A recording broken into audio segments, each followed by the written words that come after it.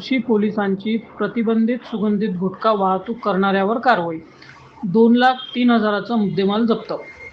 Police station Morshi हद्दीत दिनांक 9 जुलै 2026 रोजी रास्ती गस्तीदरम्यान मिळालेल्या गोपनीय माहितीच्या आधारे मोर्शी वरुड मार्गावर नाकाबंदी करण्यात आली असताना यावेळी संशयित टाटा नॅनो क्रमांक MH43 AF 4657 वाहनाची तपासणी केली असता महाराष्ट्र राज्यात विक्रीस प्रतिबंधित असलेला विविध कंपन्यांचा सुगंधित गुटखा व पान मसाला मोठ्या प्रमाणात आढळून आला.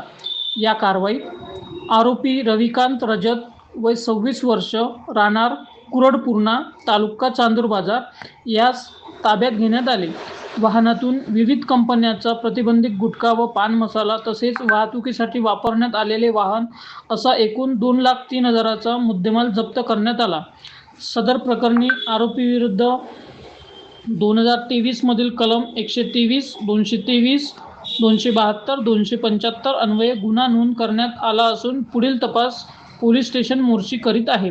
सदरची कारवाई पोलीस अधीक्षक निकेतन कदम, अपर पोलीस अधीक्षक दत्ता तोटेवाड, उपविभागीय पोलीस अधिकारी उमेश पाटील यांच्या मार्गदर्शनात पोलीस निरीक्षक राहुल आठवले यांच्या नेतृत्वात पोलीस उपनिरीक्षक तुषार चव्हाण, अंमलदार छत्रपती करपते, स्वप्नील बायस्कर, अथर्व कवडे यांनी केली.